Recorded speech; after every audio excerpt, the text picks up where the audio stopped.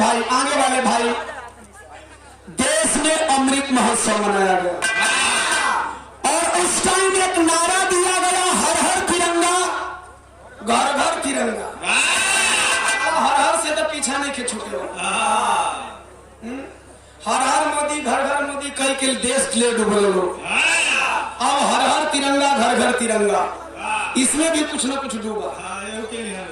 आपको यकीन ना हो तो मैं बता देना चाहता हूं कि अच्छा बोलना से बात नहीं बोला, हम बोले खतिया नहीं, मंच हमके मिले। हर हर तिरंगा घर घर तिरंगा में भी नुकसान हुआ देश का। जानते हैं किस तरह से? हर हर तिरंगा घर घर तिरंगा में मोदी जी ने कहा घर घर में तिरंगा फहरना चाहिए। बड़ा अच्छा, बहुत अच्छा डिसीजन था, बहुत अच्छा फैसला था। घर घर तिरंगा फैलाना बुरा नहीं लगा, लेकिन जब घर घर तिरंगा फैला तो घर घर में तिरंगा फहरा, और घर घर में तिरंगा फहरा यह भी अच्छा था। लेकिन बुरा तब हो गया जब 15 अगस्त बीता तो वही तिरंगा देश के कूड़े और कबाड़े कचरे वाले डब्बे में पाया गया। सवाल मेरा यह है कि क्या आपको पता है इस तिरंगे के सामने हमारे देश के जवान सपूत सरहदे हिंद पे गर्दन कटा देते, हमारे देश के क्रांतिकारी सपूत हंस के फांसी के फंदे को चुन लिए। नहीं पता है, बताना चाहूंगा इस विधा के माध्यम से। 4 लाइन धुन का केंद्र कवि का भाव है।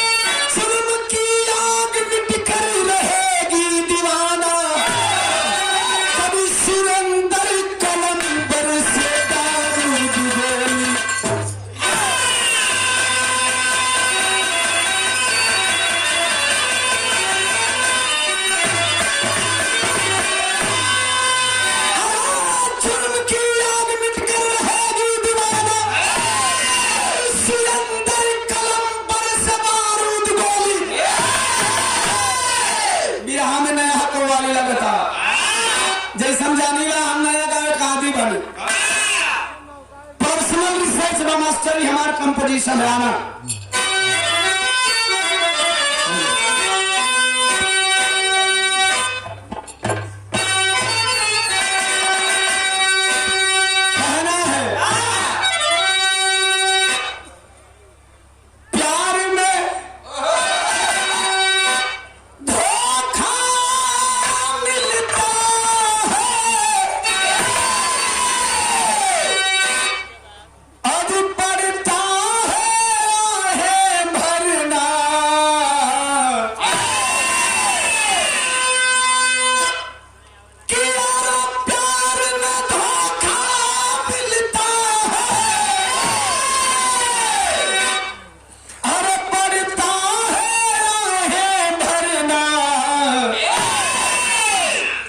सभी हसीनों से तुम डरना, सुन दीवानों प्यार न करना।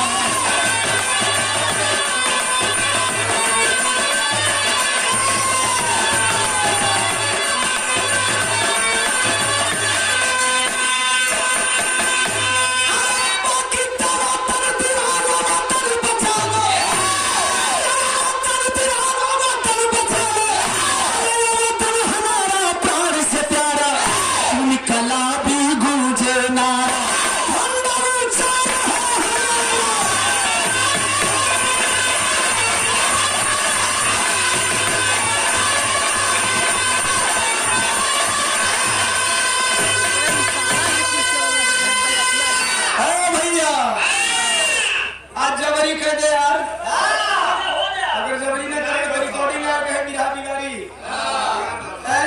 कह दे लोगों को। आजादी खून मांगती है, मंगला पर तो भीखो ना मिलेगा। आदमी तो जा भीखे मांगा क्या करे लोग, पहले सुनो करे मार देते ने, नहीं तो ढेर बोलो तुम ठोका के पुकरो भरवा करवा दे मेरा सबको नहीं खे। आजादी खून मांगती है। आपको आजादी के लिए लड़ना पड़ेगा। नेताजी सुभाष चंद्र बोस जी ने कहा था अंग्रेजों से, तुम हमें खून दो, हम तुम्हें आजादी देंगे। आजादी खून मांगती है साहब। बाबा साहब ने भी जब पाने के लिए आंदोलन किया था तो पता है उन्हें पत्थर खाना पड़ा था। उन्हें वो पत्थर मारे या ना मारे लेकिन पत्थर खाना पड़ा था। इसलिए आजादी खून मांगती है।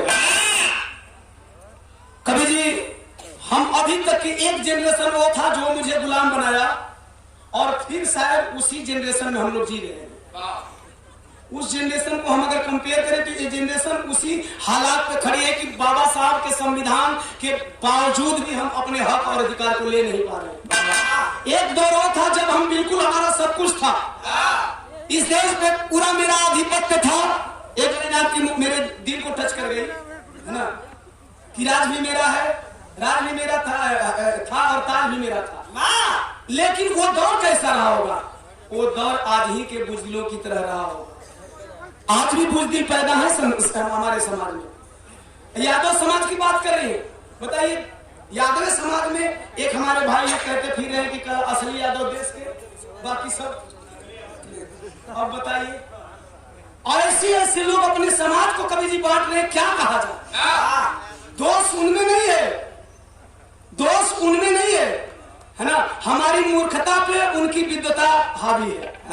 हम मूर्ख हैं इसलिए वो विद्वान है। बात करना अब ऐसे से भी रहा कहानी चालू करते हैं। आजादी खून मांगती है, कैसे? जहरी छल्ले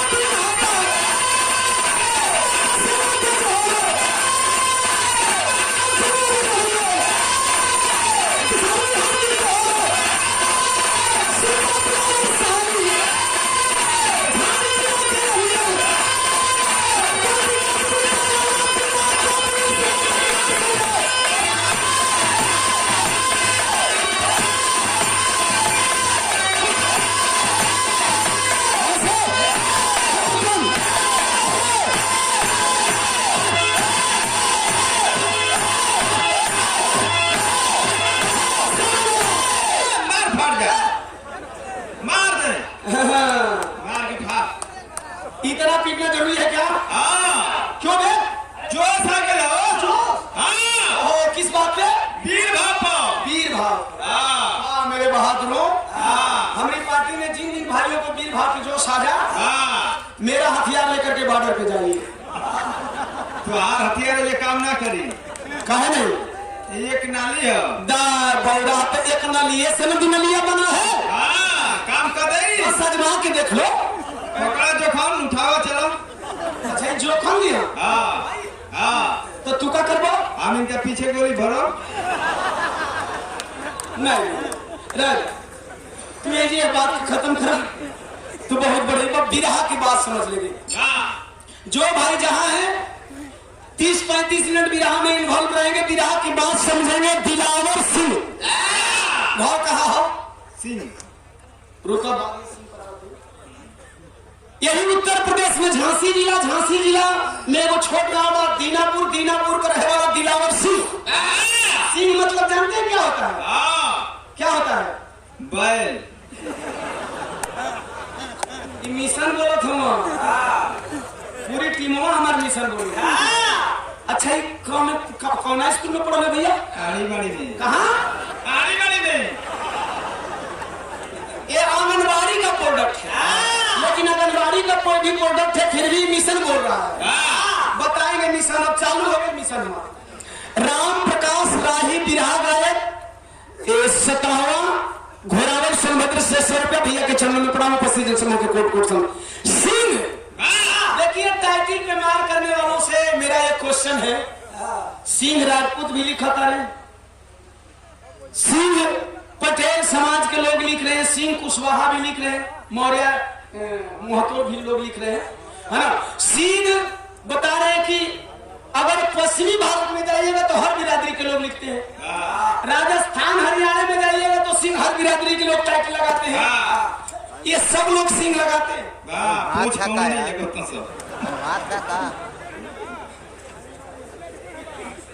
इससे क्या मतलब आप सिंह हो जाओगे? नहीं साथियों, सिंह वाकई शेर होता है और शेर एक होता है। जंगल का राजा एक होता है, सब कोई सिंह है। वही गलतफहमी में कि सिंह लगा दे तो हम क्षत्रिय कहा। सिंह लगौला से क्षत्रिय ना कहेगा भैया। साच ये कि पंडित ले जन्म कुंडलिया निकलवेगा तो तुरंत शूद्र लिख दी है, जिन्हें घमंड है अपने को क्षत्रिय होने पे। जिन्हें मतलब भैया सुना खाली समझो, बाद में जाकर खूब समझा दिया पूरी दुनिया में। शूद्र बता रहा हूं, सिंह लिखने से लोगों को लगता है कि मैं क्षत्रिय हो जाऊंगा। बताइए मतलब बड़ा बढ़िया बात है यही तो। हाँ, बाबा साहब से जाओ करके आप जन्म कुंडली निकलवा लो। जिनको लगता है कि सिंह लिखने से मैं क्षत्रिय हो जाऊंगा, सिंह लिखने से मैं वैश्य हो जाऊंगा, सिंह लिखने से मैं ब्राह्मण हो जाऊंगा। अरे बहुजन समाज के शूद्रों, बहुजन समाज के शूद्रों, अपना कहीं जा करके बाबा साहब से जन्म कुंडली निकलवा करके देख लो। अगर बाबा साहब आपको सिंह, क्षत्रिय, वैश्य और ब्राह्मण लिख देंगे तो ओम प्रकाश दीवाना आजीवन आपके चरणों का दास बनकर के गुलामी करेगा। कहीं जन्म कुंडली निकलवा करके देखो, शूद्र ही कहोगे, चाहे तुम सिंह लगा लो, चाहे तुम बाघ लगा लो, कुछ लगा लो, तू सिंह चाहे आगे खोसला चाहे पीछे खोसला। पंडित जी निकल तो कहीं शूद्र हुए, वो चाहे आगे का सिंह खोसला चाहे पीछे खोसला, सिंह खोसे वाला खातिर कहा। पंडित जी निकल यहाँ जन्म कुंडलिया तो कहियो कि तू शूद्र हो गए।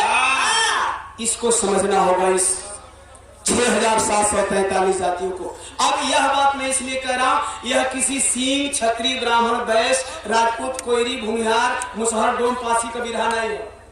यह सिर्फ एक देशभक्त का विरहा, यह सिर्फ एक देशभक्त का विरहा है। दिलावर सिंह माई का इकलौता बेटा, परवरिश करा था माई के, कमा के खियावत हो। और इस झांसी में एक नया कप्तान जिले का बनकर के आया, कैप्टन टेलर। माफी चाहता, अंग्रेज कुछ बुरे थे कुछ अच्छे थे, कुछ अंग्रेज अच्छे थे और कुछ अंग्रेज बुरे थे। चलो बुरे ठीक बस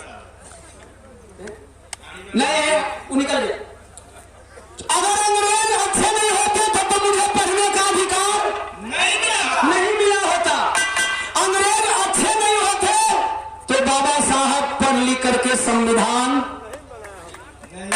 नहीं बनाए होते। दुनिया की कोई ताकत नहीं थी जो संविधान का डिमांड करती, क्योंकि बने हुए संविधान को लोग गमन करने के चक्कर में पड़े। देश में कोई ऐसी व्यवस्था नहीं थी कि संविधान लोग मांगते, क्योंकि ऑलरेडी संविधान बना हुआ था। पता है उस संविधान का नाम क्या है? कौन लोग बताएगा? मनुस्मृति। संविधान ऑलरेडी बना हुआ था, उसमें आपको ज्ञान अर्जन करने का अधिकार नहीं था, धन रखने का अधिकार नहीं था, आप सार्वजनिक स्थान पे बैठ नहीं सकते हैं, बराबर जगहों पे। उस संविधान में ये लिखा था। अब यही काट बना हुआ है। गौर करेंगे, जब अंग्रेज वो आया तो वह बुरा था। बुरा क्यों था? कि उसे रात को रोज एक नई इंडियन अर्थात भारतीय लड़की बेड पे सोने के लिए चाहिए। रोज शाम को सोता था, सुबह दूध में पड़ी मक्खी की तरह निकल अपने बंगले से बाहर कर देता था। उन लड़कियों का सौदा करने वाले कौन थे? हमारे ही देश के मुखबिर, हमारे ही देश के धन के लोभी सौदा करते थे। 1 महीने का सिलसिला बीता है, आज भी हमारी और आपकी बहनें लूट रही हैं। कोई शक? आज भी हमारे देश में बहु बेटियां लूट रही कि नहीं लूट रही? किसी को शक नहीं है। जानते हैं कसूर किसका है? दिलावर सिंह को मैं इसलिए इस विराह में नहीं ला रहा हूं। दिलावर की जो भूमिका है इसलिए मैं नहीं बता रहा हूं। कहीं ना कहीं हम और आप दोषी हैं, इसलिए हमारी और आपकी बहु बेटियां लूट रही है। दिलावर ने कहा नहीं, अकेले दिलावर ने कहा नहीं। आज उसकी बहन, कल उसकी बहन, परसों रोज उसकी बहन, चौथा रोज आपकी बहन, तो 5वें रोज मेरी भी बहन की बारी आएगी। और दिलावर ने कर दिया बगावत। 10-12 साथियों की टोली बनाया और टोली बना करके अब अंग्रेज जहां जहां कैंप लगावे बहन बेटियन के बुलावे बदे, बहन बेटियन का तस्करी करे बदे।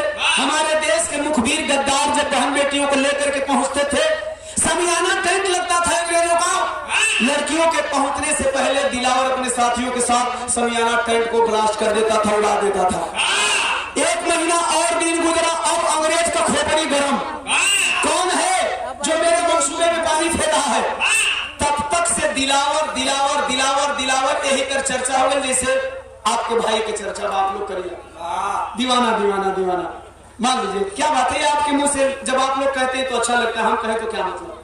जैसे आप लोगों के मुंह से निकलता है दीवाना दीवाना दीवाना, उसी तरह दिलावर दिलावर दिलावर दिलावर के हरिया मुंह में कहे ये है जो उन समाज की बात करता है, यही है जो देश की मर्यादा की बात करता है, यही है जो सबकी देख रेख करता है। आज दूसरा टोला में गए शिवा तिवारी, शिवा तिवारी का बिटिया सोना तिवारी। सोना तिवारी के देखलस दोनों ले नैन चार भइल तो प्यार भइल, और जब प्यार भइल तो प्यार का पटरी गाड़ी पर दौड़े लगल, आवे जाए लगो। कम बात हो, मुसाफिर बात पर्दे में, प्रेम की गाड़ी आगे बढ़ी है। एक दिन दिलावर यह सोच रहा था कि अगर रोज रोज मैं कैंप उड़ाऊंगा तो इससे बेहतर है कि क्यों ना अपने दुश्मन को मार दूं, क्यों ना अपने दुश्मन को मार दूं। गई सोनावा के घरवा कलश ये सोना, आज हम जात है ना कैप्टन टेलर के जिंदगी से मार दे। 2 दिन का मीटिंग करके आए, एक बाद ओके खत्म कर दे। सोना कलश हो यही से तो हमसे प्यार कैला, एक मतलब तो हमसे प्यार नहीं करेगा। शिवा तिवारी का बिटिया सोना इतनी सवाल के लिए दिलावर कलश प्यार करेला रे। 3 बोले भैया के लिए नहीं, 3 बोले सोना कलश कौन पापी ले मोहब्बत करे रही रे, ये हमारे पहले 2 गो रखले बा, कहे नहीं रे। सुनो ए सोना, मैंने 3 से मोहब्बत किया है, जानती हो किससे? पहला मोहब्बत मैंने मां से किया है जिसने मुझे जन्म दिया है, और दूसरा मोहब्बत मैं मातृभूमि से करता हूँ, और तीसरा की तू है।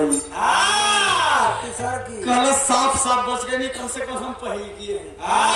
कथवा कलश की ठीक बा, लेकिन प्यार कितना करो तय लगे।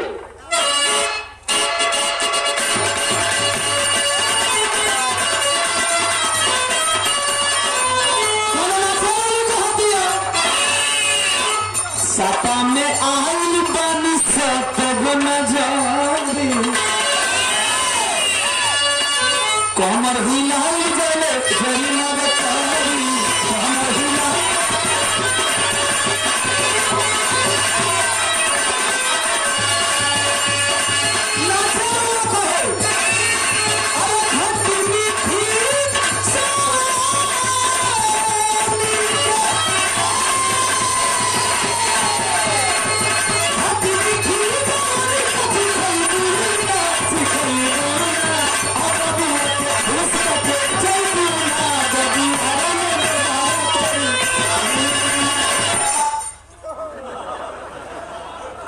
सुन रही बात, काम वाली बात सुन वीडियो हो रहा है बहुत। वो हमारा तो देखे नतिया पर बंसी यहाँ बाने ऐसे कर ई बिरहा कच्चरा ले बिरहा का भाष है माने बिरहा से ना के सनम हो।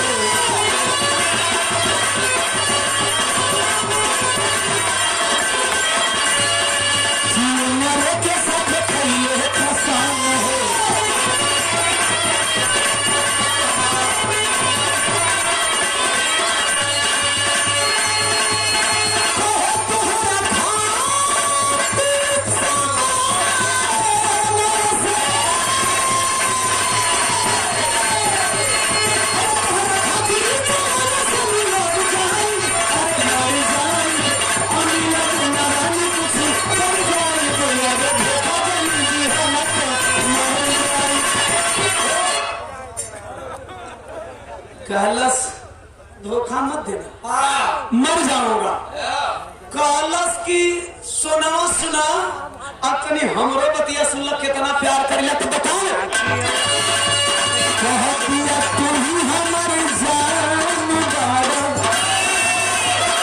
अरे तू हई परान बारा, बहुत सारा हर अभियान बारा।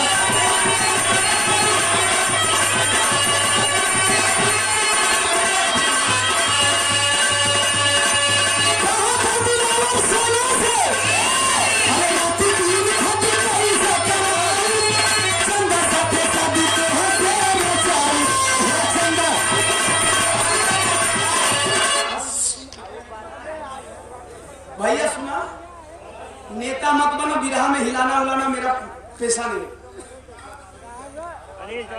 बिल्कुल नहीं, बिरहा की बात समझेंगे। सम्मानीय राम केश प्रधान जी दुधिया बिरहा की बात समझेंगे, हिलाना डुलाना बहुत ज्यादा हिला गिर जाए। क्या मजाक किया? 100 रुपया नहीं गिरेगा, हम तब गिराते हैं जब मेरा मन होता है। मैं कभी हम कहते हैं, बात दूसरे जगह मत ले जा। अब गिरी जाए तो फिर गाय कैसे? बांध करके गाया जाता है बिरहा। अगर गिर जाए तो फिर कैसे? अगर गिर जाए तो जोखन का दांत टूटी। अक्सर यही में भी गौर करेंगे बिरहा की बात। बढ़िया भैया भैया कहलस दिलावर की जय हो, कहता कि तब पता नहीं हमार बतिया सुन ले।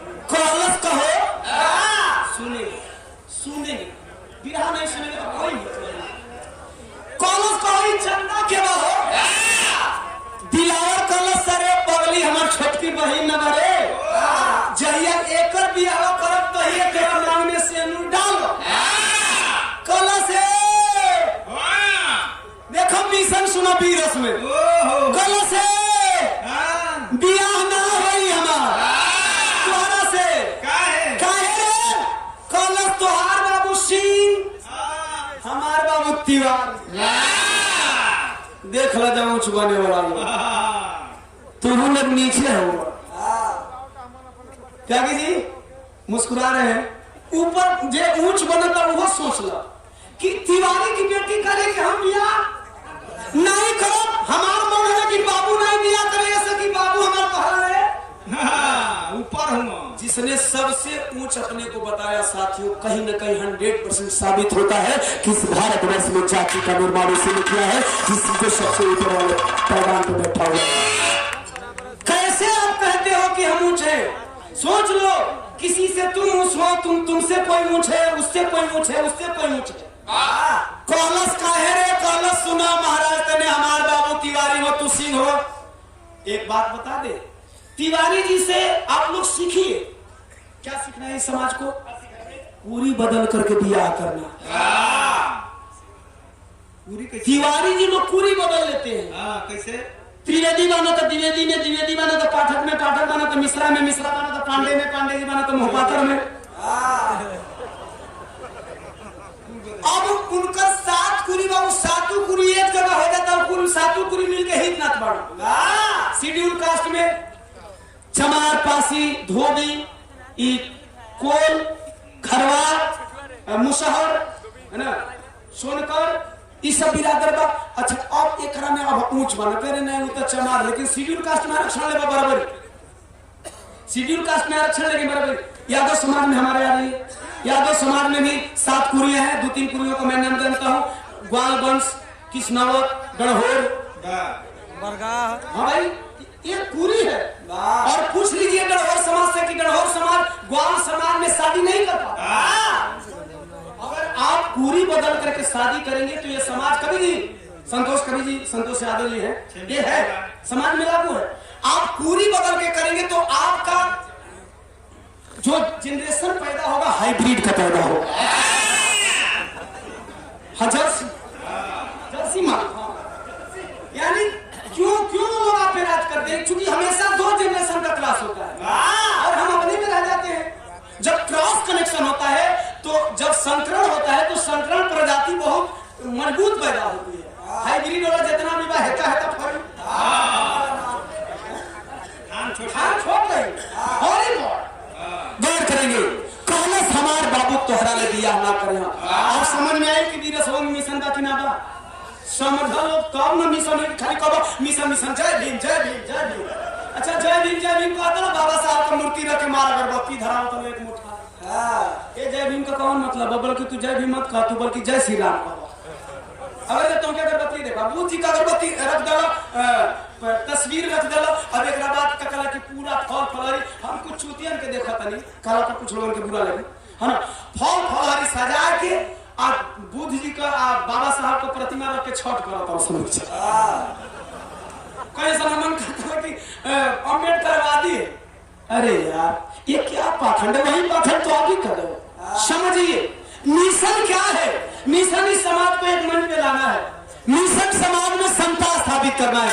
मिशन जातिवाद से ऊपर उठ करके मानवतावाद का परिचय देना है। गौर करेंगे।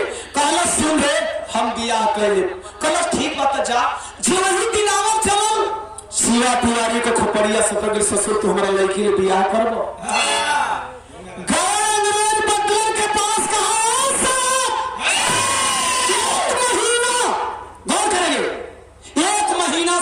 किसी लड़की का इज्जत नहीं लुटा, इसके पीछे जानते हैं कारण क्या है?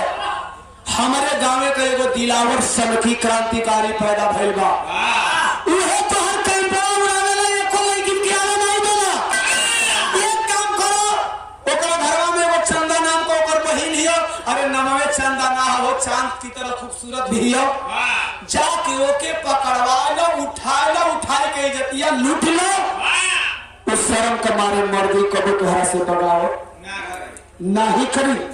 आखिरकार वह अंग्रेज 5 सिपाहियों को भेजा है।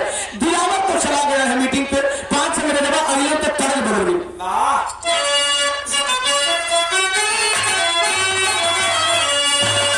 तरल हम तुमसे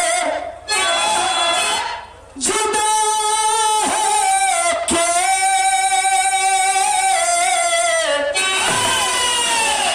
मर जाएंगे रो के, लेकिन बबुआ के पता पूछे मारी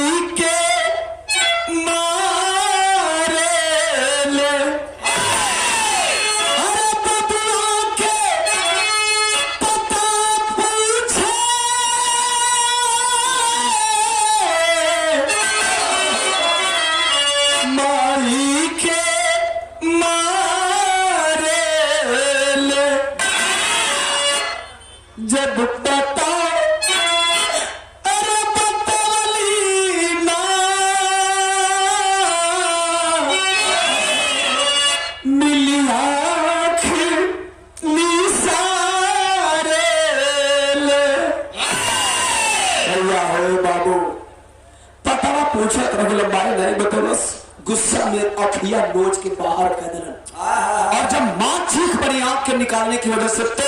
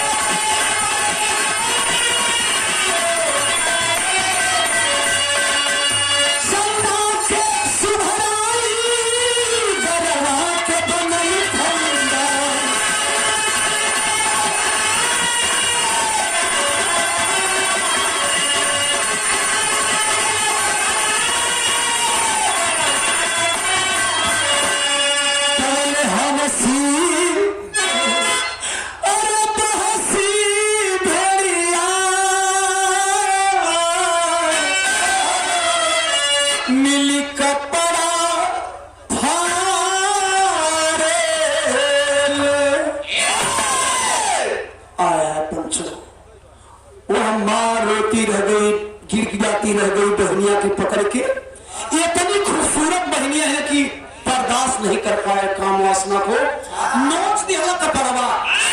शेख अंग्रेज सिपाही कहा यही इज्जत लूट लेते हैं। पहले तो सर का कलश है बेवकूफ, ये लड़की साहब का शिकार है।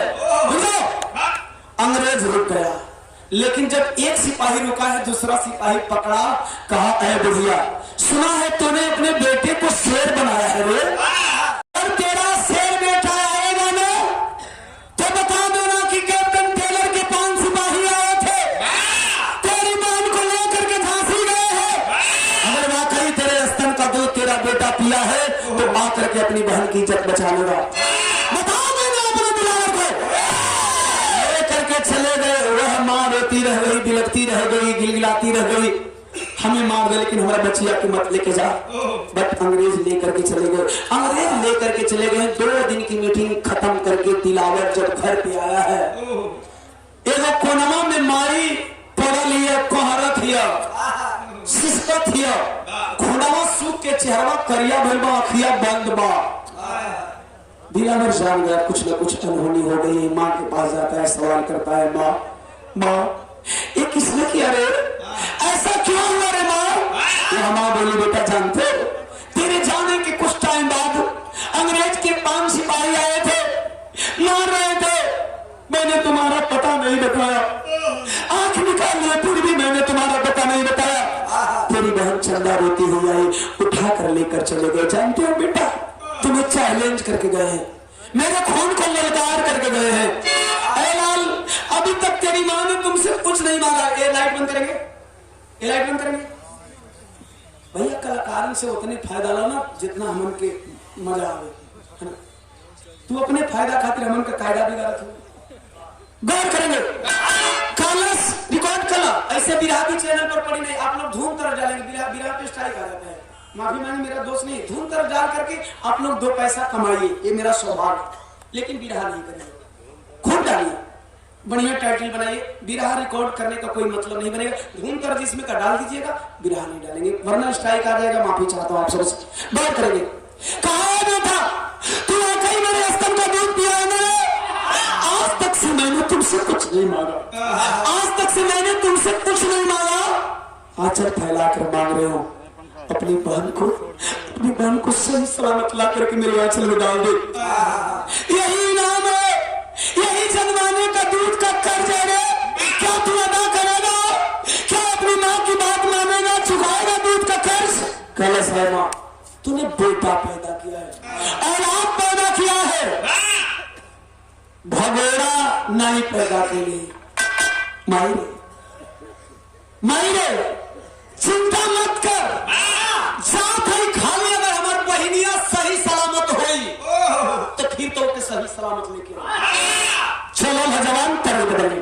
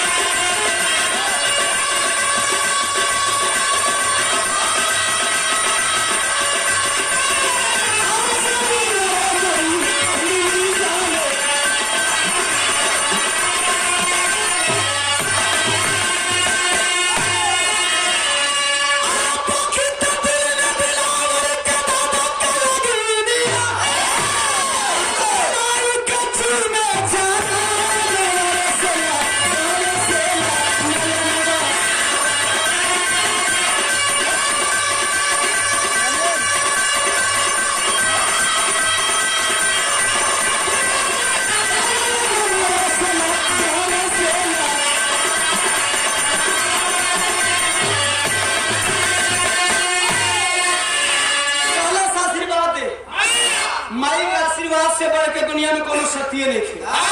जुटाऊं तमाम शक्ति के पीछे दौड़े लोग। पैरवा पकड़ के चलन माई आशीर्वाद दिया, जा बेटा जुगजुग जी है। चलल है जवान, जब रास्ते में चलने लगा, जाने लगा, बीचवा में नदी का पुल पड़ गई। नदी के पुल पे मजबूरी हो जाता है, रास्ता एक ही हो जाता है। एक ही रास्ता से वही क्रॉस करो तो ऊ चिन्हत ना हसन की इहे दिलावर, लेकिन ई तो लाल टोपी वालन के चिन्ह गए। जब लाल टोपी वालन के चिन्हलस तो कैलाश का स्वर्गीय अक्षयवर प्रसाद गायक पूर्व प्रधान के घर से श्यामू भारती कतवरिया से 50 रुपया सादर जय भी नमूद का। चलो ना तो अरे भाई मुठ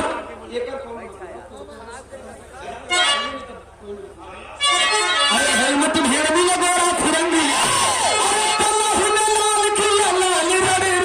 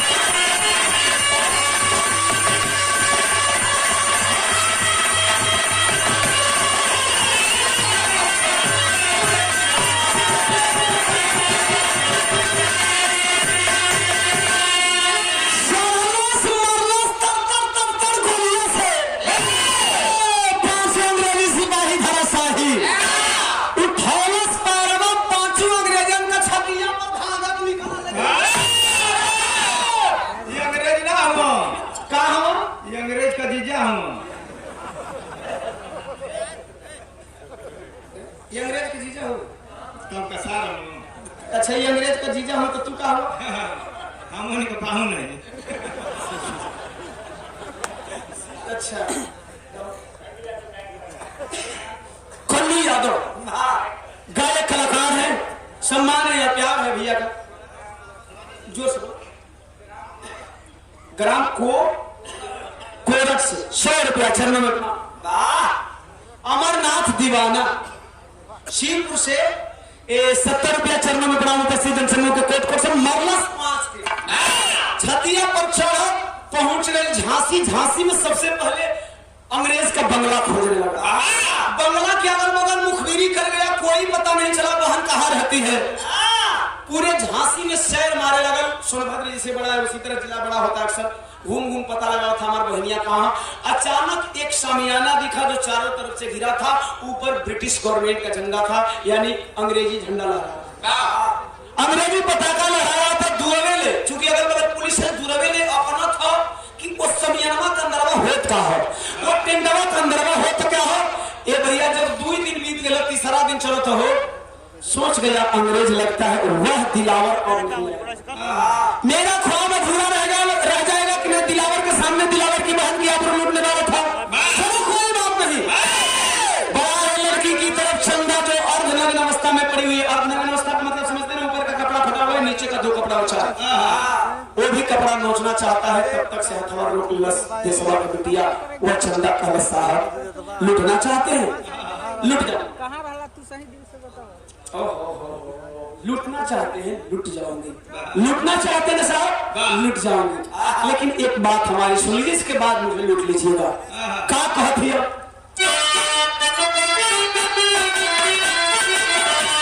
यही मिर्जापुर सोनभद्र में गवाला कि अरे मारी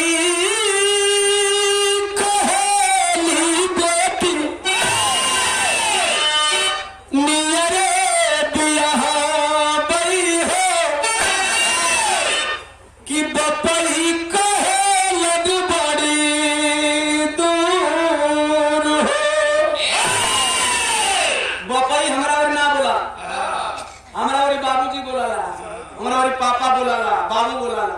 ये मिर्जापुर सोनभद्र का भाषा है, चाहे बपई बोले मनई, तो मनई न समझे कि मनई लोग के कहे।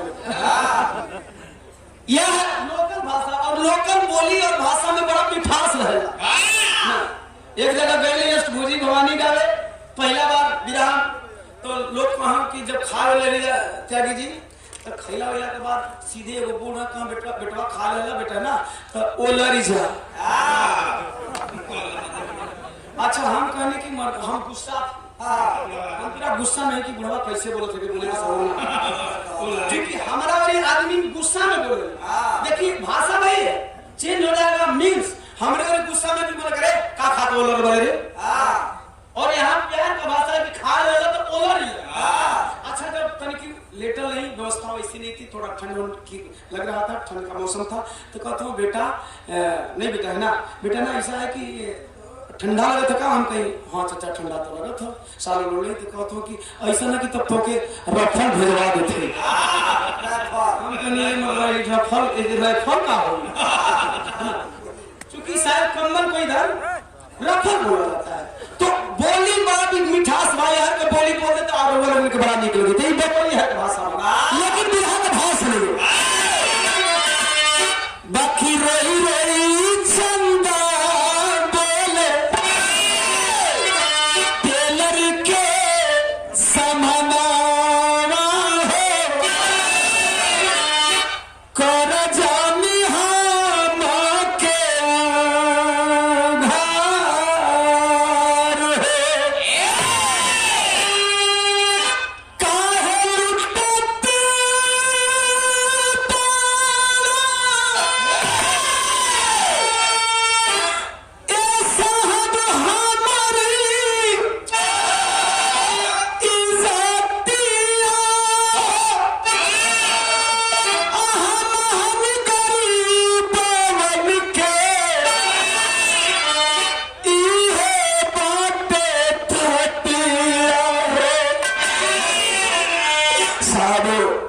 गरीब इज्जत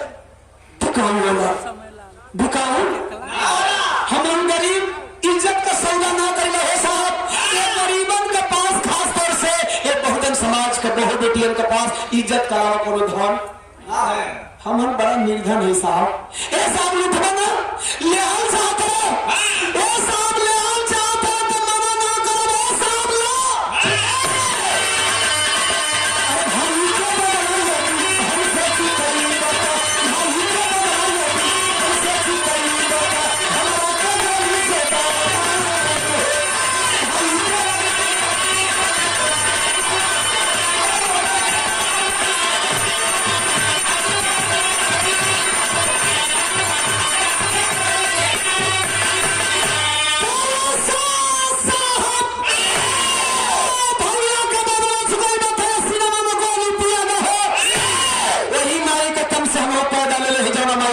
भाई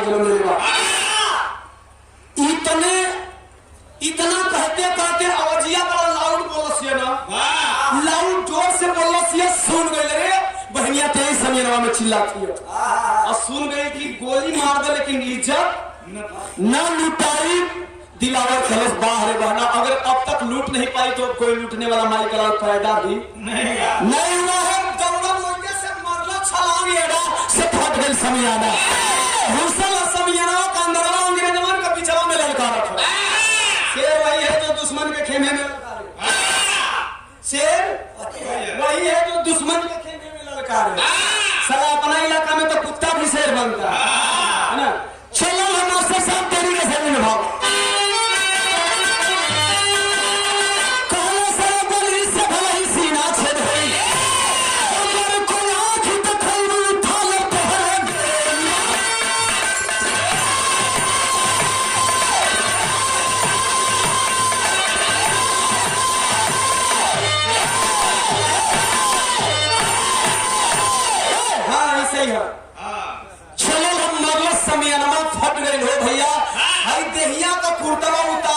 बहनिया अर्धनग्न अवस्था में खड़ी थी, रो रही थी, बिलख रही थी। सबसे पहले उसका वदन ढका।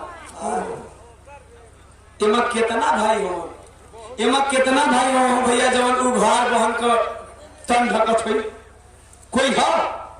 अगर जिस दिन उस दिलावर की तरफ हो जाएंगे, ओम प्रकाश दीवाना आपका भाई भरोसा के साथ कहता है जिस दिन आप लोग का जिगरा दिलावर की तरफ हो जाएगा उस दिन देश में कोई बलात्कार पैदा नहीं होगा। लेकिन यहाँ उनकर बहन लुटा थी हमसे कहा लेना देना, उनकर भौजाई लुटा थी हमसे कहा लेना देना। गौर करेंगे चला है, जब चला तो बिरहा का तर्ज बदल गई। कर दिया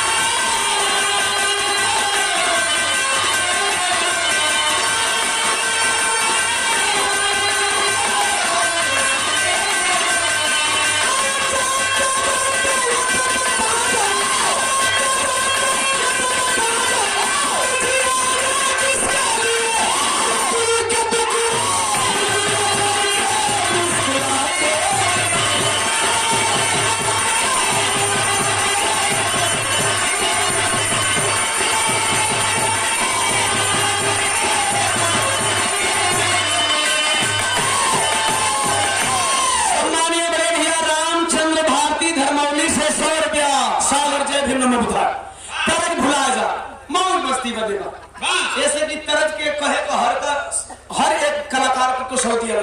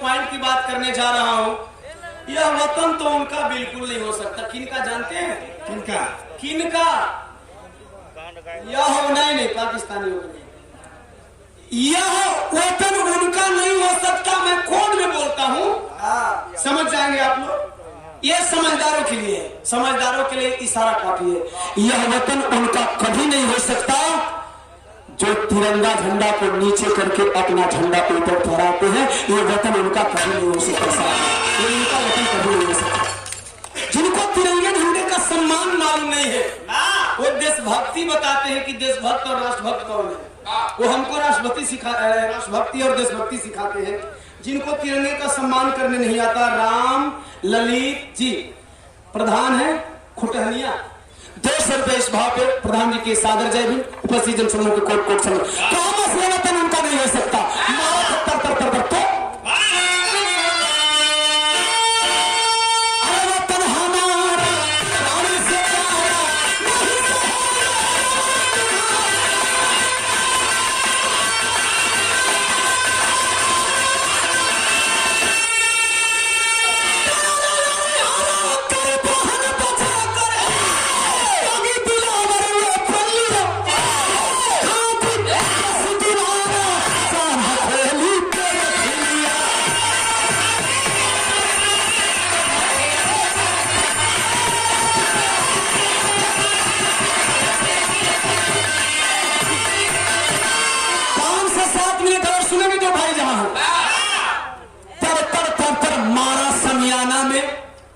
एक मंत्र दूंगा आप लोगों को जी जब तक डरोगे तब तक मरोगे जब तक डरोगे तब तक मरोगे मैं नहीं कह रहा ये मेरा बिरहा और दिलावर की बिरताई कर रही है उतने अंग्रेजों के बीच में सर पे कफन बांध लिया आज केवल चाहे मर जाऊं या मिट जाऊं लेकिन मारूंगा जिस दिन आप मरने का कसम ठान लेते हो उस दिन मरते नहीं हो सिर्फ मारते जिस दिन आप मरने का कसम ठान लेते हो उस दिन मरते नहीं हो सिर्फ मारते हो न यकीन हो तो बिहार के सरदारों से पूछ लेना क्योंकि जब बिहार में सरदार निकलते थे तो सर पे कफन और बांध कर निकलते थे वो केवल मारते थे मराते जिस दिन मरने का ठान लोगे उस दिन केवल मारोगे मराओगे नहीं बुजदिली छोड़ो मारा से तर गोलियां चलावे तर गोलियां बरसत हो अंग्रेजों में घूस मारे अंग्रेजों में घूस मारे खेलने हो कि हार देखो हे भीड़ में अगर एगो आदमी ढुक जाए तो क्या हार देखो मारा तो घूस जब जेल ढुके मारे धुआं मत हुए भागने लगे 40-50 की संख्या में अंग्रेज थे समियाना से बाहर भागे उसी में कुछ लोग मरे कुछ लोग भागे वही में कैप्टन टेलर 4-5 साथियों को लेकर के निकल गया झांसी अच्छा चलिए अंग्रेज चला गया अब छोड़ दीजिए अंग्रेज कहाँ है उससे मतलब नहीं है अब बहन को लेकर के चला है माँ को देने अपनी माँ को सौंपने दूध का कर्जा चुकाने चला है गौवा के करीबा आयल हो बाबू माई बैठ जा आने तो धीरे से निकल हाँ बैठ जाए हाँ ओढ़ ओढ़ के बढ़ जाने धीरे से निकलो जो भी हो। बहुत आप लोग टाइम देने, चूंकि ई पार्टी जल्दी टाइम ना दे, लेकिन आप लोगों ने टाइम दे, इसके लिए आभारी है ओम प्रकाश दीवाना आपका। गौर करेंगे लेके आवत था गौवा का करीब 500 मीटर दूर से देखा था कि गांव से वो लाश निकला आवत है। जब लसिया करीबवा आई तो एक चीज और देखलस कि 12 गो बुजुर्ग लसिया लेके आवत हुआ, और करीब पहुंचा तो देखा कि वो 12 बुजुर्ग बहुत रो रहे थे। दिलावर के गांव में पहली बार ऐसा हुआ था जहां से कि लोग लाश लेकर के बुजुर्ग निकले। कोई भी गांव होता है साहब, बुजुर्ग नौजवान लड़का बच्चा कौन निकल जाए, आखिर सोच नहीं पाया ऐसा क्यों हुआ। जब करीबवा आई रो रो के पूछा था बाबू ये चचा काहे इतना रो रहे लोग, क्या करीब माई क्लास बा, क्या करीब भाई क्लास बा, क्या कर भौजाई क्लास बा, अरे कुछ तो बताइता नाराज बड़ लोग कोनो गलती ना करेला। देखा ना अपना चंदा के सही सलामत बचा के लेके नहीं, अंग्रेजवा छुअला सुना, हम चंदा का इज्जत बचा के लेके नहीं हो और खाली अपन चंदा कमाई, अपना देश का बहुत चंदा का हम इज्जत बचाईला। तुम लोग नाराज काहे बड़ा हमसे, कुछ लोग बोलत काहे नहीं का। एक बूढ़ा ने चुप्पी तोड़ा कहा बेटा मैं कहा नाराज हो रहे, हम लोग नाराज नहीं है, हम लोग नाराज नहीं है। ए लाल तोर माई तेरा से नाराज हो गई बा, बहुत दूर जात बा, अब तेरा से कबो बात ना करे। जब इतनी बात सुना है कर जवाब बिहर दिल हो पंचो, कंधे पे माँ का अर्थी रखा है, एक ही सवाल कर रहा है माँ सिर्फ एक बार मेरी बहन को तू देख ली होती तो कहती कि तूने अपने तन से शेर बेटे को पैदा किया है। एक बार पिठिया थपथपा के कह दिले हो तुम माई कि हरे बेटा जान लेने की तो हमारा औलाद हो, जान लेने की तो हमारा छाती का दूध पीने बड़े। ए माई कौन दुख दूर हो गई, कौन दुख दूर हो जाए रे। लेकिन अब बता अब तो नहीं है, अब मेरी चंदा को कोई अंग्रेज उठाकर लेकर जाएगा, कोई देश का लुटेरा उठाकर लेकर जाएगा, तो फिर कौन माई होंगे अपना विधवा का क्रिया धराई रे, कौन माई अपना विधवा कसम धराई। यही कहते हुए शमशान घाट तक पहुंच गया। सारा कर्म करने के बाद जो रस्में होती हैं, सारा रस्म पूरा करने के बाद चीता सजा, चीता पे लाश रखी गई, परिक्रमा कर रहा था आग लेकर के, चक्कर लगाती है लोग, परिक्रमा कर रहा था, 2-3 चक्कर लगाया होगा, तब तक से चंदा कहस भैया भाग, भैया भाग, अरे भैया भाग, करस दिलावर कार्य पगली तो दुश्मन मान गई हमें। कहा हमारी संनालायक बेटवा ही जो हमारी कचिता में आग लगाए, आग ना लगा सकेगा, करे कौन गलती कर देंगे, काम तो भाई कहा लगना है, कल सुनाए भैया तेरा जिसम बेटा हर माई के मिले, तेरा जिसम भाई हर बहन के मिले, फिर तो मना क्यों कर रही है चिता में आग लगाने से। कलश देखा हो पीछे हट के देखो धूल उड़ता आसमान में, जानत हो अंग्रेज पीछा कर तुम्हारा, कहीं ना कहीं अंग्रेजों का घोड़ा आपकी तरफ आ रहे हैं, भाग जा भाग जा। कलश यदि भाग जाऊंगा मैं तो फिर मां का संस्कार कौन करेगा। इतनी बतिया सुन के ललकार के बोले बहनिया तरह बदल बिहार का आखिरी तरफ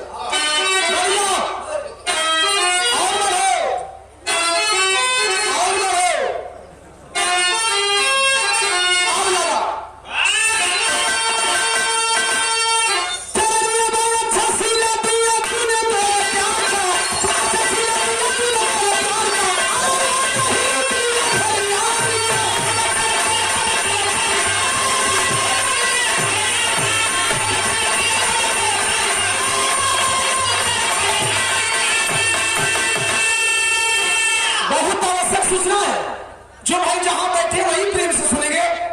कभी कभी ओम प्रकाश दीवाना का दिल गदगद हो जाता है जब इतना आप लोग प्यार दुलार देते हैं, और सिर्फ यही टॉनिक है जो ओम प्रकाश दीवाना को मजबूत बनाती है। यही आप लोगों का ये जो प्यार रूपी टॉनिक है यही ओम प्रकाश दीवाना को मजबूत बनाती है। ये संदेश सुनेंगे, बहुत बाहर संदेश है। ग्राम पंचायत सरुआ, पूर्व खास, धोआ और करीबरा, ये चारों ग्राम पंचायत के सक्रिय कार्यकर्ताओं द्वारा अथक प्रयास करके यह इतना भव्य कार्यक्रम कराया गया है। एक बार चारों ग्राम पंचायत के नाम में जोरदार तालियों से स्वागत करेंगे। हमारे साथी बैठे थे समिति के बोले कि हम चारों ग्राम सभा के लोग हर साल मेहनत करेंगे। साल में चारों ग्राम सभा में 2 प्रोग्राम होगा। इन साल इस ग्राम सभा में हुआ है, तो फिर कला के 6वें महीने में उस ग्राम सभा में यानी बाबा साहब के जयंती के आसपास दूसरे ग्राम सभा में होगा। पुनः इस प्रयास के लिए एक बार जोरदार तालियों से स्वागत करेंगे। और मिशन के अच्छे से अच्छे कलाकारों में चाहूंगा प्रकाश दीवाना आया मेरा, प्रोफेसर सरोज ताली आया मेरा। लेकिन आप लोग इस अभियान को कभी पीछे मत करिएगा, हर साल सहयोग करके ऐसा कार्यक्रम कराइएगा। चूंकि जब सैलाब आज नहीं तो कल बदलेगा, और जब कल बदलेगा तो इनकलाब आएगा। जब सैलाब बदलेगा तो इनकलाब आएगा। और कमेटी अध्यक्ष अशोक कोटेदार जी धावा से आपने 200 रुपया दिया। और राम रति गायक के शिष्य हैं संदीप गायक, और कौन और वहां के धरती से 50 रुपया, 200 रुपया सुकालू राम सादर साहिब नमक भाई उपस्थित चमू के कोट को समझ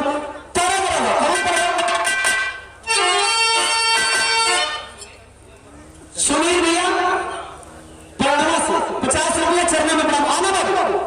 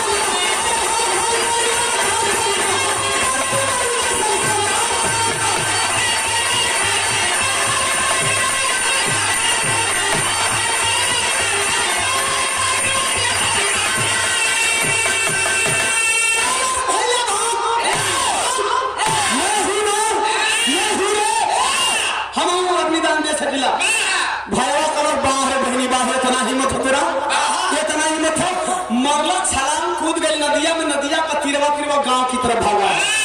तब तक से घेरवा लिए अंग्रेज पूरे शमशान घाट को घेरवा के कलन का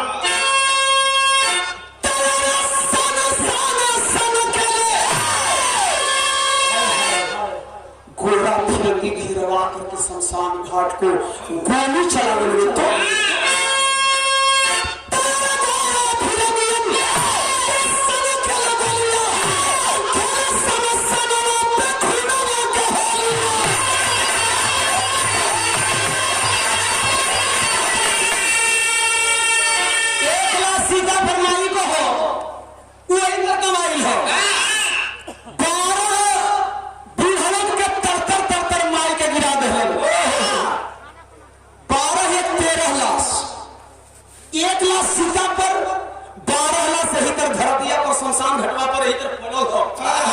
पकड़ लिए 14वीं किसकी संख्या है? वह लड़की है। लड़कियों को पकड़ लिया भाई अंग्रेज और बोला ओ माय डियर डार्लिंग, ओह की जवानी है, अब तुम्हें कौन बचाएगा? अब तुम्हें कौन बचाएगा? अंग्रेज ऐसे बोलते थे, अब तुम्हें कौन बचाएगा? कल शाम मैं बचा लूंगी, भारत की बेटी हूँ, चाहूंगी तो लूटने दूंगी, चाहूंगी तो नहीं लूटूंगी। ये भारत के बेटियन का पावर है, ये भारत का बेटियन का पावर है। चाहूंगी तो लुट जाऊंगी, नहीं चाहूंगी तो नहीं लुटूंगी। कहा कैसे? कहा बस बतियावत है तो अंग्रेजवा के बगलिया में कटार हो खींच लस कटरिया और कटरिया खींच के कल्लस का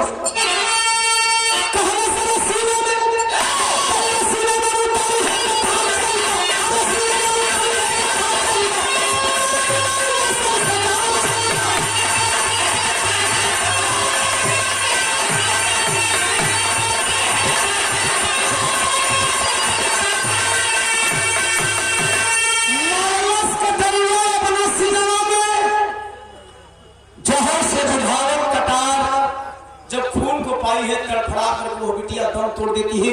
अंग्रेज बोला ये लड़की तो अपने से कुछ जान ले लेता है, हम लूट नहीं पाता है। अंग्रेज हिंदी बहुत अपभ्रंश बोलते थे, कहाँ जाता है, कहाँ खाता है, क्या करता है, कहाँ सोता है, कहाँ होता है, खाली है तो उनके कहना है। यह बात बता देंगे जस्ट 30 सेकंड के बाद छोड़ दीजिए। 14 लाशें पड़ी हुई है। अब अब 14 लाख कहीं छोड़ते हैं। अंग्रेज वहां से फिर वापस हो गए झांसी के लिए। अब दिलावर को आप लोग चाहेंगे कहाँ गया? दिलावर को जानना चाहेंगे? आधा लगा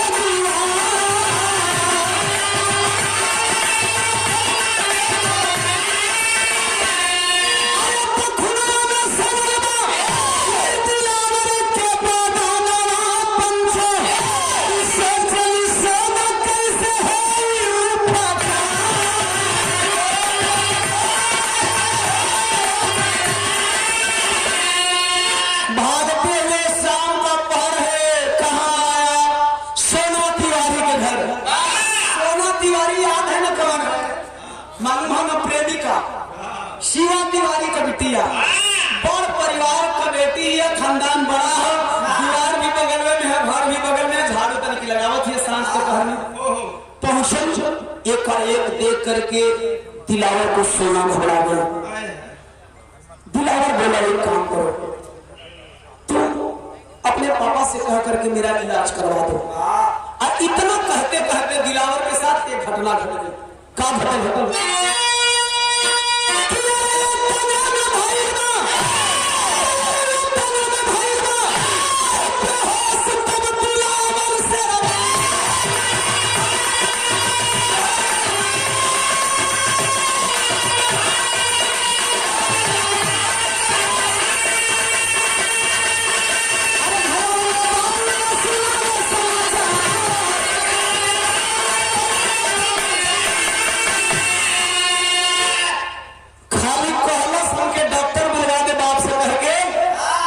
इतना कहते कहते दिलावर मूर्छा खा के गिर गया। घबरा गई सोना और घबराहट में एक काम गलत कर गई। द्वार का दरवाजा बंद ना कर, गलती नंबर 1, गलती नंबर 2 करे जाती है। सोना अपना प्रेमी, अपना आशिक, अपने क्रांतिकारी, अपने दिलावर खातिर गलती 2 करे जाती है। सदर बदल गई।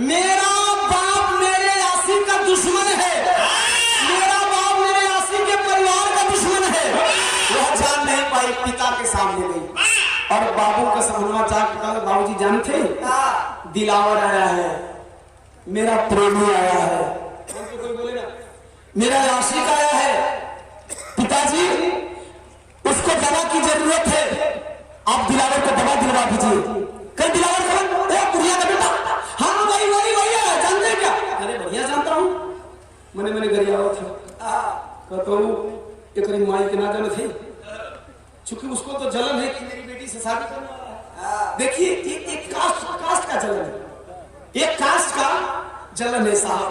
कल साहब ठीक है बेटी, एक काम करना, सुन तू जा, तू दिलावर को पानी का छींटा उठा मार के होश में ला और मैं जा रहा हूँ डॉक्टर बुलाने।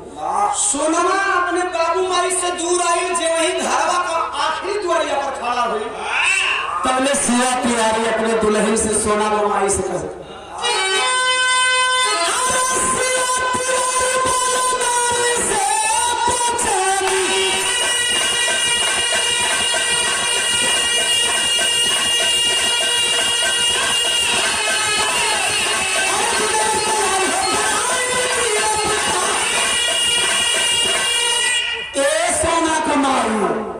हाँ जी बोली, दिलावरवा न हमरा बेटी से बियाह करेला, एक पकड़ाई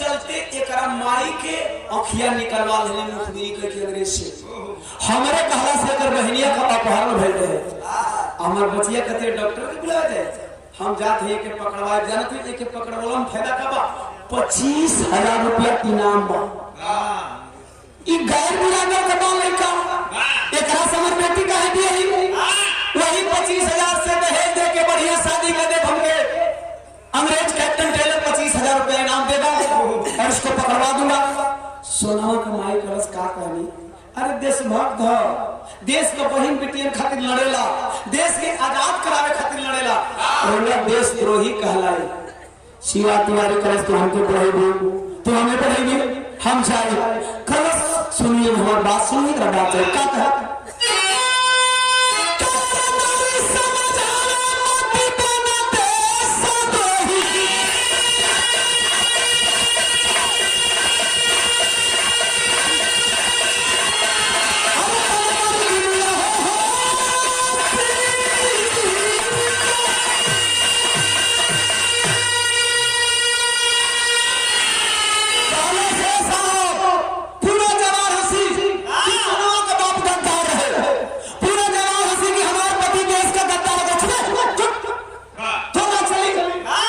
यही लोग हैं घर में औरतों का राज नहीं चलने देते बाबा साहब नहीं होते तो त्यागी ने कहा कि हम औरतों को सम्मान नहीं मिलता मान नहीं मिलता बाहर निकलने का पावर नहीं मिलता लेकिन क्या कर रहा है झोटा पार्टी समझत है बात की घर में अंधविश्वास के सबसे बड़ जड़ झोटा पार्टी हमारी बीवी ठकुराई नहीं यानी बाबू साहब जाति के आधार पर बात इन चीजों को मैं तवज्जो नहीं देता हकीकत से अच्छा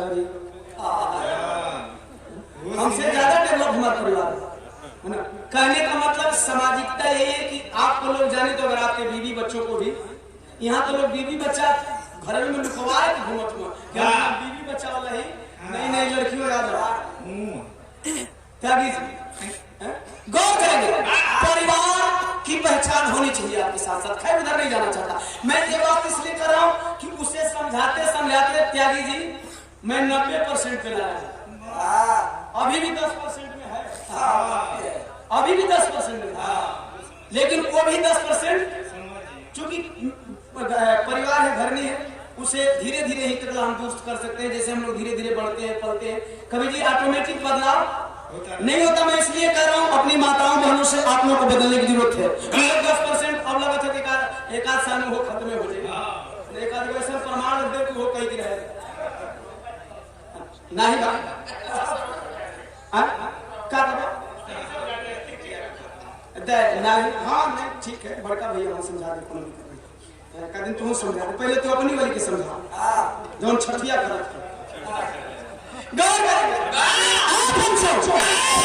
जाना चाहता आखिरकार चले हैं कहना नाम लगे नाई रुका दौड़ा चलो करवलवा पर परवा को सोनवा कलश हो बतिया सुनत रहे दुआरिये पर खड़ा होके कलश अच्छा तो होके पकड़वावे देला ना एक तरफ से सोना का बाप शिवा तिवारी दहली पार करा है तब तक से दूसरे घर में जा करके उठाई है बंदूक और बंदूक लिया के दरवाजा पे खड़ा हो दरवाजा पे खड़ा होकर शिवा तिवारी देखलो मेरी बिटिया सीने पर बंदूक तानी है लगना गनगन गनगन गनगन गनगन गनगन गनगन पापा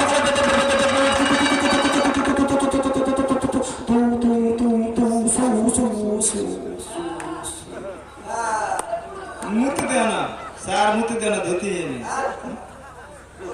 धोती हरा हरा चलो थी कल बाबू कैसा कैसा तब नहीं तबे कल बेटी तुम मेरे सीने पे क्यों बंदूक तानी है गोली मारेगी गोलियों ना निकला था कहे बाबू तो मैंने सोचा था कि हम मरबे करो कहे तुम्हारी बेटी है मैं तेरा बाप हूँ कलश तो हरा मत बाप ऊपर पड़ो ये ज्यादा चीज का कमाल ना आता है ये डीएनए का कमाल डीएनए का कमाल है ना ये जब डीएनए है देसी विदेशी बस फर्क यही है ना गौर करेंगे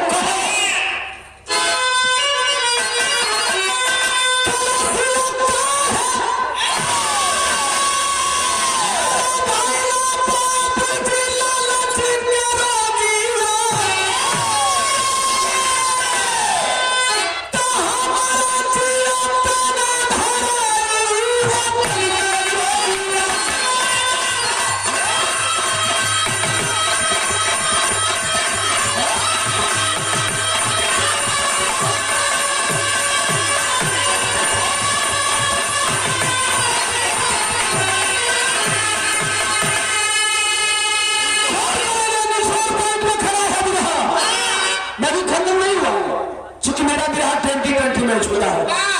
कहला से भले आज हमारा हाथ है, अरे विधवा बनी माई, अभी माई के विधवा बना दे, माई को मंगिया भेज दे, लेकिन तुझे मारो। आय हाथवा जोर के माई खड़ा हुई का कलू बिटिया रानी तू हमके विधवा बनाई दो। सुनो कलश नाई रे माई, तोरा के विधवा नाई बनाई, एक गोली तोरो के मारत, एक गोली बाबुओ के मारत, दोनों जना के विधवा बनाई। कलश नहीं रे पगली, तू गलत अर्थ निकाल ली मेरी बातों का। कलश सही अर्थ का वजह तुम बताना मां। कलश बिटिया जानती है, हम नहीं चाहते कि तोरा हाथवा हमार मंगिया झोला को कलंक लगे। नहीं कलश तब कहां से है तेरी कलश? अरे पगली, अरे पगली, तू अपने हाथ से हमारा नाम काहे धइली रे? तू अपने हाथ से हमारा नाम काहे पूछ भी रे? ए सोना हैसन गद्दार पति का पत्नी कहले जाए बढ़िया बात। पॉइंट नोट करेंगे, माई बिटिया सजाते में ऐसन गद्दार पति का पत्नी कहले जाए बढ़िया बात कि ले रे अपना हाथवा से मंगिया पोस नहीं पहले हम ही मार दे। अब ये जीते जी मर गया है तो गोली चला।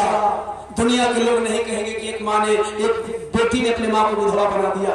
जो ही माई इतनी बतिया कहला सो भैया हिया दिया, सिनेमा में आग भर गई बेटिया का कैलस का।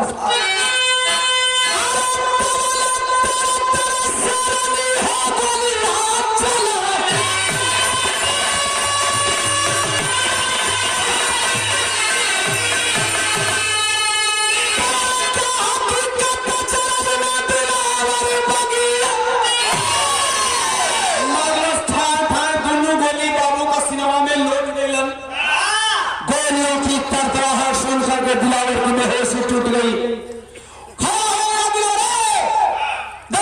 घर में सोना क्या पागलपन है, तूने अपने बाप को गोली मारा है? ये पागलपन नहीं है, हमारी चतुराई है। अगर बाबू के गोली ना मरती तो अब तक से तुम्हारा सीना में अंग्रेज गोली मरता। यह मुखबिर है, तुम्हारा बहन का अपहरण है कराइलस, तुम्हारा माई के आंख ही निकल गई। अब तोहरे को आज गोली मरवा दिल हुई तो पता नहीं तोहरा के गोली मरला के बाद अंग्रेजवा दिखता तो हमारा संगे का करते। चूंकि गद्दार का भला ना होला, दिलावर कलश तब तक तू बड़ा बढ़िया कर दे रे। कलश जब हम बढ़िया कर देंगे तो हम बढ़िया कर दे। कलश का कर दे बढ़िया? एक आदमी 1 सेकंड रुक ला, कहां में विराह खत्म ना यार, विराह का समझ यार, तो विराह खत्म हो जाए मत घबराओ। मेन जगह ही तुम लोग लगभग उल्टा पुल्टी कर गौर करेंगे। कॉलेज करे पगली, तू काहे ऐसा कर ली है? कॉलेज की बाबू को जाके बचाने बड़े मार देनी। कॉलेज दिलावर तू तो बहुत अच्छा कर दी। कॉलेज तू हो अच्छा कर दे। कहे मतलब साफ साफ बात कि से ना तू ना तू हम हम तू मैं शर्मा थी। पहले के लड़कियन में हया माई कलश ए बेटवा एकर कहने का मतलब साफ साफ ही बा कि बाबू के मार दहलस, अब तो हर बारात के सजल के सेवा सत्कार करी। तू एकरी मांग में सिंदूर भर दो, कोई सिंदूर ना है, यही शरीर से खून का कतरा उठाया है और मांग सजाया। मांग सजा के वाला सास अम्मा मांग तो भर देनी, एकरा आगे वाला काम नहीं होती। काहे बेटा? अरे बारे सासू अम्मा कैलस तो बदे कि हमार दुश्मन चिंता बा, और जब मैं दुश्मन के मारब ना, जब मैं अपना मालिक अपना बहन का बदला ना चुकाई, तब ले हम अब एकरा ले आगे वाला रस्म अदा नहीं करब। सुना खल सुना हो तो हार दुश्मन हमार दुश्मन, हमार दुश्मन तो हार दुश्मन।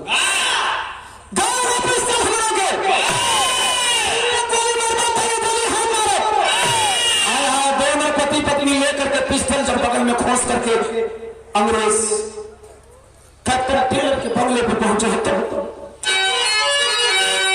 हमारे पिता को सोना सर में चली दिलावर संग में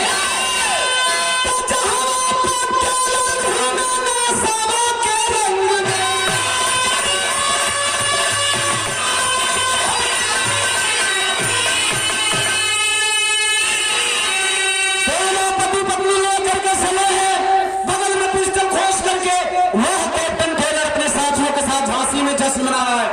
कोनो दारू पिए लेगा, कोनो रोम पिए लेगा, कोनो बिस्की पिए लेगा, कोनो रांडी बरांडी पिए लेगा, कोनो नूरिये मार के बनतर है।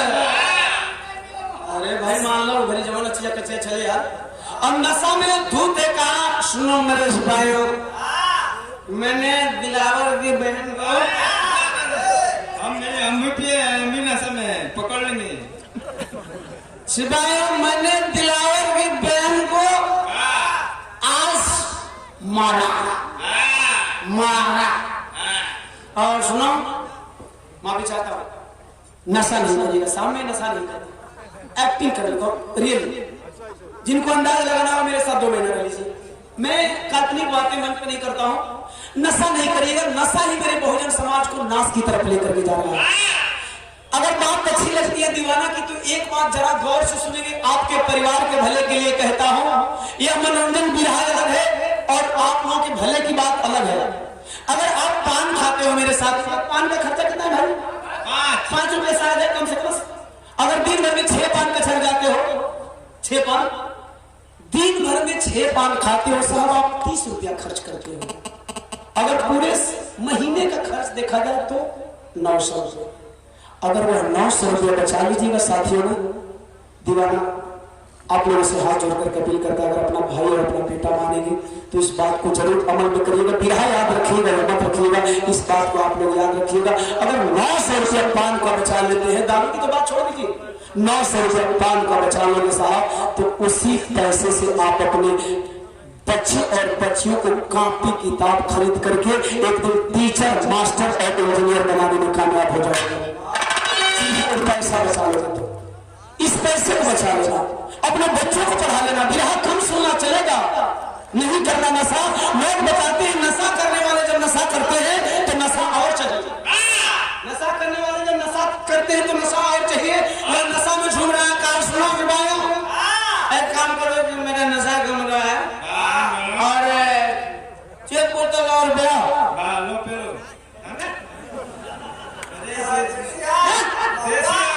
इंग्लिश खत्म। अच्छा, अभी जितने पिए हैं सब नशे में, किसी को पता नहीं है। इसी नशे का फायदा उठा करके पति पत्नी दोनों पहुंचे, एगो पिस्टल एक कनपट्टी पर, एगो पिस्टल एक कनपट्टी पर। अभी नशा में बुद्ध है, करार सालों जानो मैंने पिया, एक बोतल रम मारा और एक बोतल विस्की मैंने गटका।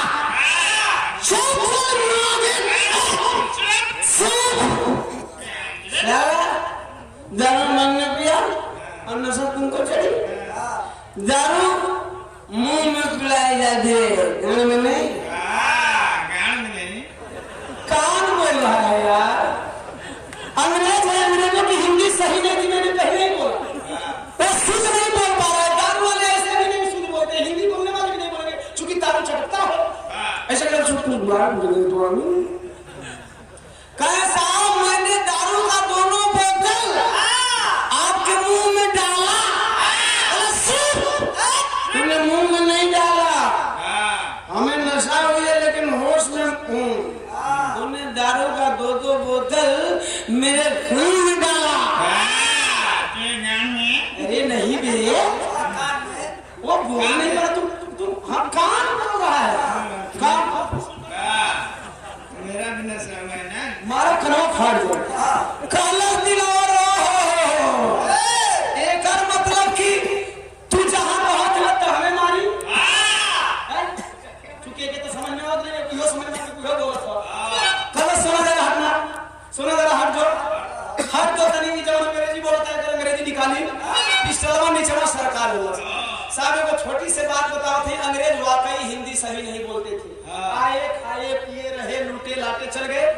एक बार एक क्रांतिकारी जवान पकड़ा गया। क्रांतिकारी जवान पता है नाम क्या बताते? आजाद। अंग्रेज ने पूछा तुम्हारा नाम क्या मांगता है? कलश मेरा नाम अडार है। कहो ऐसी तेरा नाम अडार मांगता है? तू कहाँ रहता है? कलश साहब मैं गांव में रहता हूँ। कहो ऐसी तू गांव में रहता है? गाँव हिंदी क्लियर नहीं, अच्छा ठीक है चलो तुम्हारा गांव कहाँ रहता है? तुम्हारा फादर? कल साहब हम और हमारे पिताजी दोनों लोग एक ही गांव में रहता है। कहे एक बात हमको नहीं समझ में आई कि ये गांव में 2 लाख कैसे रहता है। एक नीचे एक अंग्रेजों की भाषा थी, मैं अपनी बात नहीं बोल रहा हूँ। हम लोग हिंदी बोल लेते हैं। What is your name? My name is Om Prakash Diwan. What is your profession? My profession is singing. लेकिन वो लोग हिंदी नहीं बोल पाए। कल साहब सुना हाथ जहाँ कहा था हमें बंद किया कनावा से नीचे कर देगा और नीचे करके जब दबाव था तब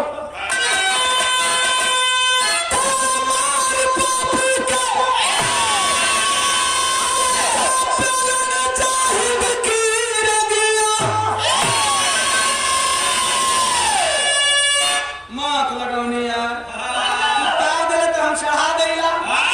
ये चढ़ावा से का तो भैया विधान ने खाली खत्म कुछ बोली ना छोड़ हम बगल वाला भी एक बड़ा आदर सम्मान से बोली जे जवान उपाधि लेके बा तू मर देते ने ना अच्छा लगे।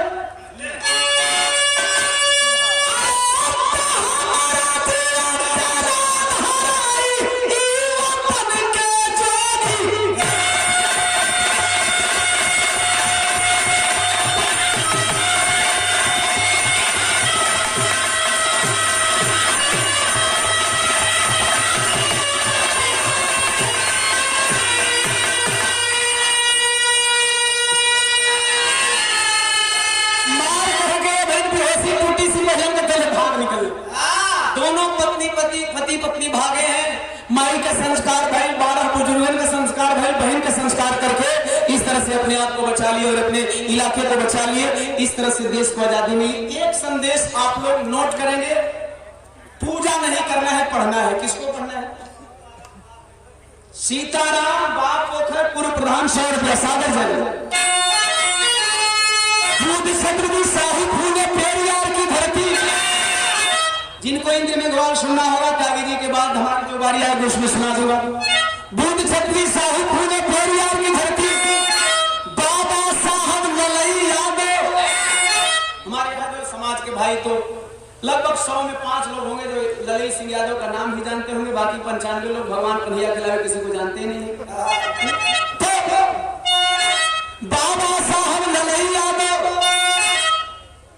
संविधान महान